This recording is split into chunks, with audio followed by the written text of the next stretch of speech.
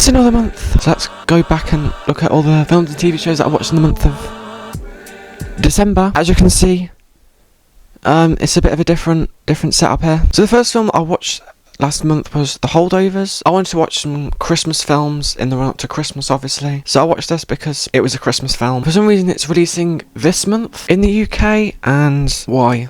It's a Christmas film. So I did have to use the illegals to obtain this. I'm very sorry. But I definitely thought it was worth it, because this is like top 3 of the year for me. I haven't really seen Paul Giamatti in anything apart from a few Jim Carrey films, but his performance is just phenomenal here. I like him at the start as this firm history teacher who just hates his students. But as the film goes on, he starts to warm up to one of the students who has to stay over for Christmas. And it's just so great seeing his true colours. And you just can't help but love this character by the end. All the side characters have well developed stories that have a satisfying and emotional payoff at the end as well, such as the dinner lady who has a particularly tragic backstory. The cinematography is just so good as well, and it just brings you into this world with how the environments are shot. The 70s setting just fits really well with the grainy look of the film. Everything just comes together to make a perfect film in my opinion. I give it a 10. And then I watched Doctor Who Wild Blue Yonder. This was the second of the 3 60th anniversary Doctor Who specials with David Tennant, and this is just more of what I wanted from these specials. It's just a crazy episode with a lot of unintentionally hilarious imagery. It's just really fun from start to finish. I give it like a 7.5. And then I watched Scrooged. This was a really interesting spin on the A Christmas Carol story that I really liked. Bill Murray just puts in an 11 out of 10 performance in this film as a hateable businessman, and he has like 20 facial reactions a second. It's just really great. There was some really dark and absurd moments in this film which I liked as well, such as Bill Murray's character basically leading a homeless person to their death. He also gives the middle finger to an elderly woman and steals their taxi. I do think his character changes very suddenly to be good, whilst in other adaptations it's more gradual, but I like that the thing that made him good was the sight of him being cremated. I think it's just really fun. I give it an 8.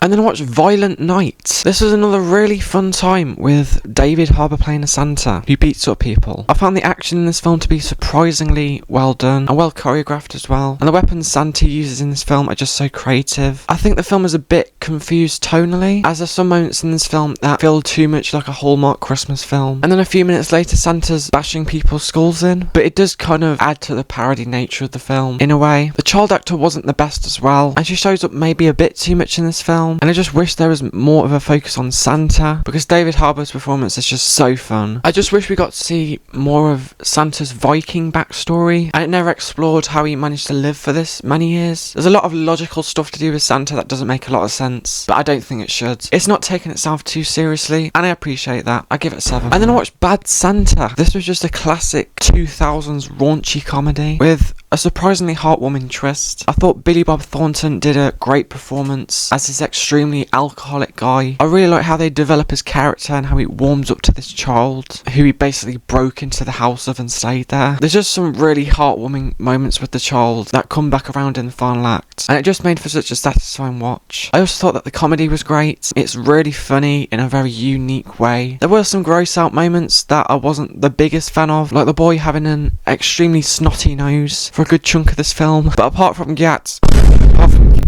that, it's just a really great comedy that is aged surprisingly well. I give it an 8.5. And then I watched Theatre Camp. This was on Disney Plus. I gave it a watch and it was extremely fun. The mockumentary style to it all worked really well and just added to the comedy of the whole film. As someone who doesn't really know anything about theatre, it really takes you into this world and shows you just how passionate people can be about this art form. The story was also really well done, with the person in charge of the camp getting into a coma, leaving her son to be in charge. I do think that the comedy of the film is not exactly my thing all the time, but there are a lot of laugh out loud moments in this film that are really well written. It's just overall really solid. I give it an 8. And then I watched May December. A lot of people talking about this film, especially on Letterboxd, so I gave it a watch. And this was an extremely uncomfortable time, but in a good way. I think that Natalie Portman deserves multiple Oscars for her performance in this film. She managed to play this role so well, as this actor wants to prepare for a role by actually spending time with the person she's playing, who happens to be a nonce and a cheater,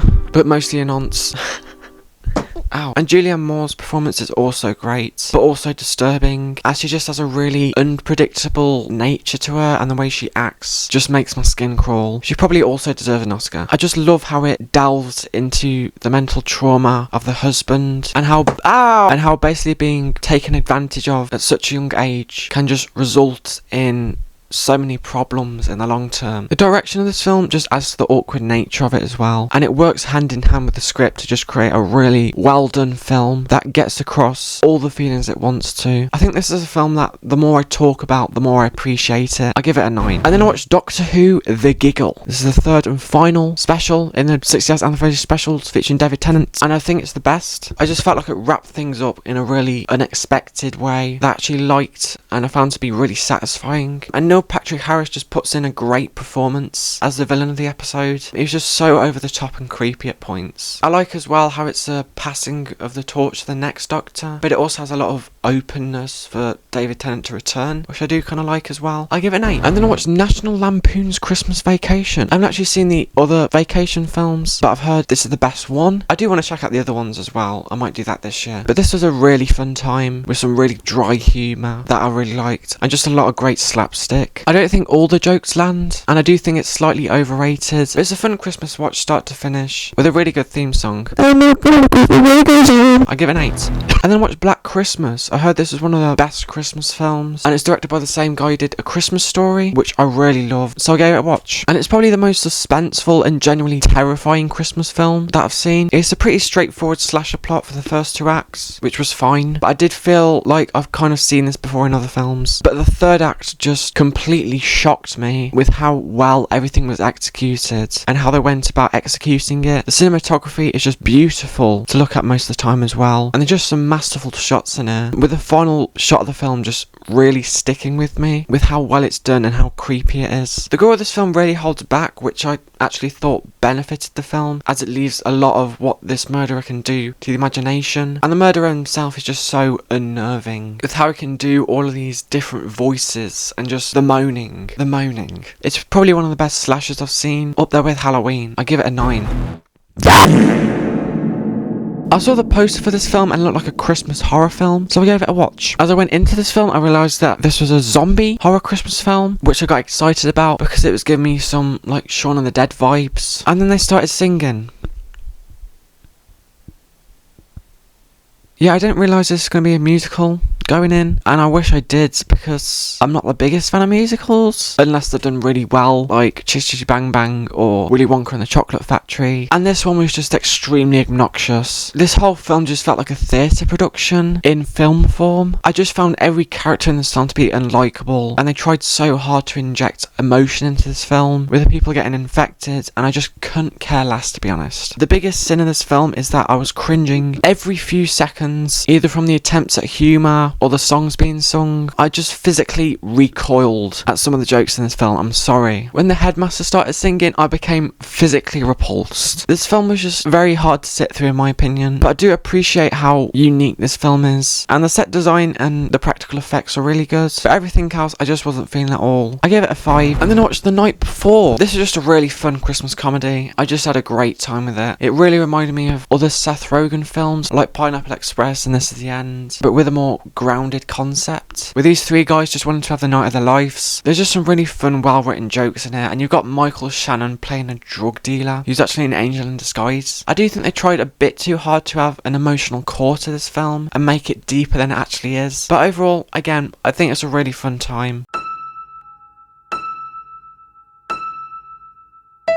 And they also danced to Runaway by Kanye West, so 7.5. And then watched Killers of the Flower Moon. It took me a bit to get to this film because the length really put me off, but I finally watched it, and I think it's knocked Oppenheimer off the top 5 for me. Obviously, first of all, it's a Martin Scorsese film, so you know you're getting a top tier story along with top tier acting. Leonardo DiCaprio and Lily Gladstone put in phenomenal performances in this film that kept me intrigued and invested over this 3.5 hour runtime, which surprisingly flew by. I do think some aspects of the story were hard to understand. I did have to pause the film a few times and read the plot synopsis on Wikipedia. Once I did actually get a grasp of what was going on, it's just a phenomenal film that really comes to a worthwhile conclusion. I really loved it. I gave it a 9.5. It's a masterpiece. And then I watched Leave the World Behind. There's a Netflix film that everyone was talking about, so I thought I'd give it a watch. And I think it's a really good apocalyptic drama until the end. The performances overall from everyone were really good, including Julia Roberts, who I haven't really seen in a serious performance before, and I was really invested in the story going on for the 2.5 hours it lasted for, which was a surprise. There were a lot of disturbing, intense moments in this film as well that got me on the edge of my seat. Again though, the ending was way too open-ended, and it just didn't wrap anything up in a satisfying way, instead choosing to basically have a running joke come full circle, which just rubbed me the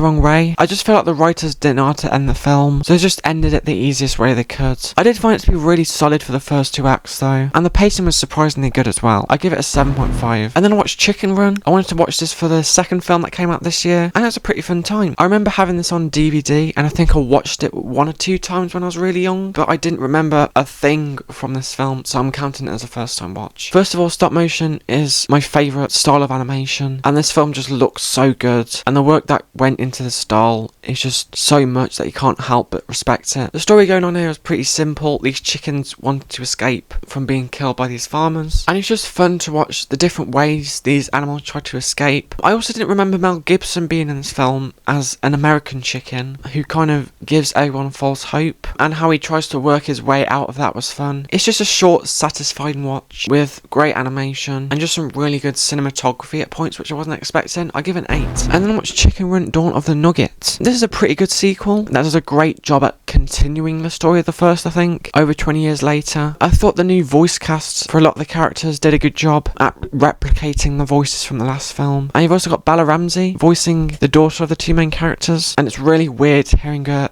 actual British accent after watching The Last of Us. I do think the story is a bit more immature and less investing than the first film, but it's still a fun time, and obviously the animation is great again. I give it a 7. And then I watched The Family Man. This was a Christmas film I really wanted to watch because it has Don Cheadle and Nicolas Cage in it. I didn't know the concept before going in as well, and it was really interesting, with Nick Cage's character basically being put into an alternate reality where he started a family with someone he loved. Just seeing Nick Cage learning how to care for children and how to properly love his wife was just really fun. I did want to see a bit more of a wacky, crazy Nick Cage in this film, but I still think he did a great performance in this film. There are some really cheesy and sappy moments in this film that did make me cringe slightly, and they felt really forced, but overall it's a surprisingly good Christmas film. I gave it a 7 out of 10. And then I watched Priscilla. I was really interested in this film because it does with Priscilla Presley's relationship with Elvis Presley from her perspective, and I think this film might be just slightly better than Elvis 2022 because I just found the pacing and the storytelling to be much more solid and engaging than that film, which was just really all over the place. You also don't have Tom Hanks doing a weird accent in this film, so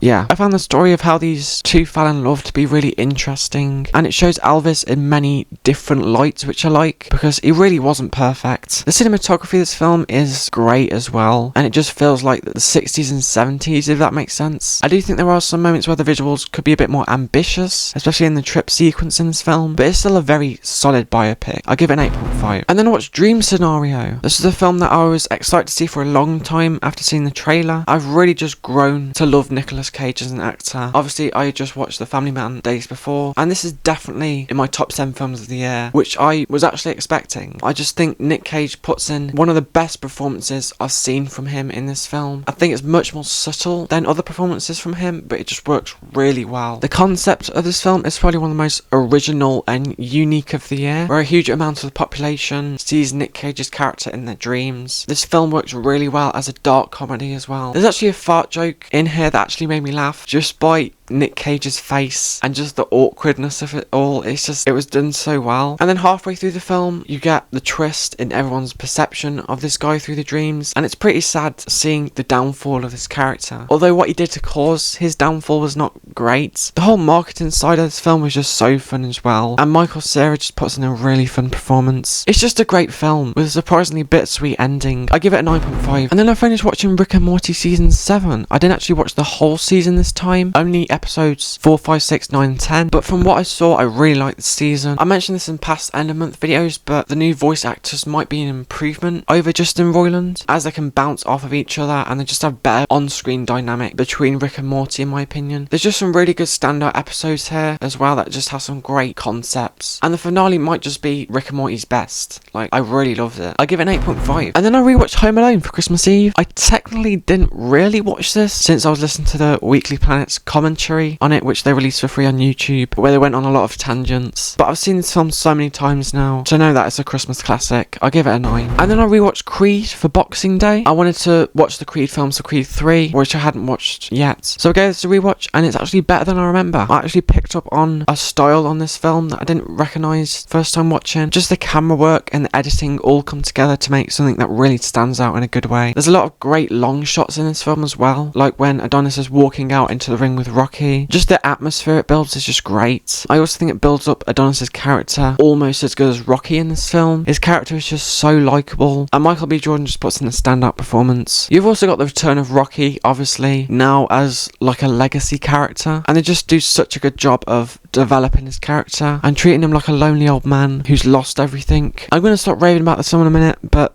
I also love how it really connects to the Rocky films. I do think maybe there are some pacing issues in the second act with Adonis just training and training and training. It does get a bit repetitive, but apart from that, it's just such a solid addition to the Rocky franchise. I give it a 9. And then I watched the Doctor Who Christmas special, The Church on Ruby Road. I think this is a good first episode for this new Doctor, in my opinion. I found the new Doctor himself to be pretty charming, and the story overall is just pretty fun. You've also got Russell T Davies playing a large part behind the scenes, so you've got a lot of goofiness, such as Davina McCall getting impaled by a Christmas tree star. I thought Ruby was not the most memorable companion to the Doctor, so I do hope they develop a character over the course of this new season coming out this year. I'm just excited to see what else they have prepared for this season, because yeah, I like this new Doctor. I give it a 7. And then watch Wonka. I saw this in the cinemas with my family and I just had a great time with it. I did mention with Anna and the Apocalypse that I'm not the biggest fan of musicals, obviously, but I meant musicals with bad songs that made me cringe. This film did the musical format really well. It just has a bunch of really fun and well choreographed songs that just felt so large and whimsical. This was just a great film. Timothée Chalamet just puts in a great performance as Wonka, and he just has a great charm to him that works really well. It does really feel like his own take on the character, even though this is supposed to be a prequel to the Gene Wilder film. Obviously you got Paul King directing this, who also directed the 2 Paddington films that I also watched in cinemas and I really loved. Those films just have such an innocence to them, which I feel like this film has as well. I don't really have much else to say. I really liked it. I give it an 8.5. And then I rewatched Willy Wonka and the Chocolate Factory. Right after getting home from the cinema, actually, I went and rewatched the original, as I haven't watched this film in years. I used to have it on DVD and I used to watch it all the time, and rewatching it, it's just as great as I remember. I like how they build up just how much a figure Wonka is before introducing him, and the whole fight to find the golden tickets is just so fun, seeing everyone's like different methods to finding them. And then the whole chocolate factory part of the film is just obviously so great. Gene Wilder just does a phenomenal job at playing Wonka. He has just such a charm and whimsy to him, whilst also having a dark and cynical side, which just makes him really unpredictable. This might just be my favourite musical as well. Just all the songs here are just so fun, and I obviously have a lot of nostalgia for this film, but the songs are just so good and memorable. So much that they used some of them in Wonka. So it's a classic. I give it 9.5. And then I rewatched Creed 2. There's another Creed film that is better than I remember on rewatch. I like how it gives Rocky the satisfying ending that he deserves, whilst also giving Adonis' story a lot of attention. Drago returning with his son is just so fun as well. And I think the fights are much more brutal and hard to watch than the first film, just due to Drago's unstoppable nature. I do think, like the first, there are a lot of pacing issues, with Creed giving up boxing for a while to focus on raising his child. And he does come across as a bit unlikable for a good chunk of this film, due to how he just doesn't listen to some people, and he just seems a bit ignorant until the third act. But that final fight just felt extremely tense and just so satisfying. It's just a really solid sequel. I give it an 8. And then I watched Creed 3. This is probably my least favourite of the Creed films, but it's still really good. Obviously you got Michael B. Jordan directing now, as well as starring, and you can really tell everything from the fight scenes to the editing just feel really different to the last 2 films. And I don't know if that's a good thing or not. I feel like the last 2 films had a really grounded feeling to them, whilst this film feels much more outlandish, with Adonis's childhood best friend returning and wanting revenge. The final fight scene was one of the most visually creative fights in the whole Rocky franchise as well. I do think the family drama stuff wasn't dealt with as well in this film. You've obviously got no Sylvester Stallone returning as Rocky in this film, so I felt like they had to fill the film with this extremely predictable and pretty boring family drama that just doesn't add to the main plot that much. The whole rival between Jonathan Major and Michael B. Jordan's characters was done really well, and you really feel the anger these two people have for each other. It's another solid addition in my opinion. I give it an 8. And then I watched Bottoms. Everyone was talking about how funny this film was a few minutes back, so I gave this a watch, and I just think it's the funniest film of the year, hands down. All of the characters bounce off of each other so well, and the story overall is just really fun. It can also get really nonsensical and absurd at points. For example, where are all the teachers at the school? And obviously the final fight of this film is just absolutely wild, but it just adds to the humour of the film. There's just so many well-paced and well-timed jokes that have surprisingly good camera work as well, and I like how some seemingly one-off jokes featuring a random character like the emo come back around at the end. Again, it's just such a great comedy. I give it a 9. And then I watched Blackberry. This is a really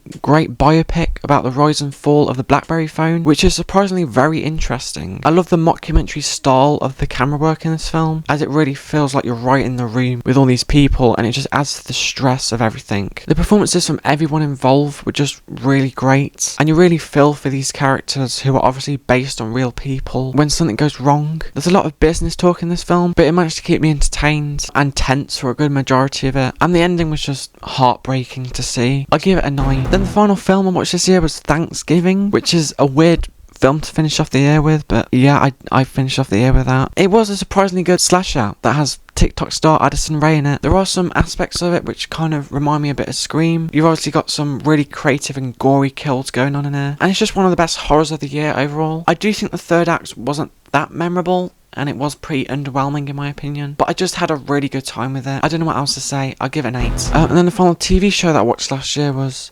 Futurama Season 3. And I just think the season is on the same level as the previous seasons. Again, just some really good sci-fi concepts and just really solid, well-paced humour. I don't really know what else to say. Yeah, so that's all I've watched for December 2023. Goodbye.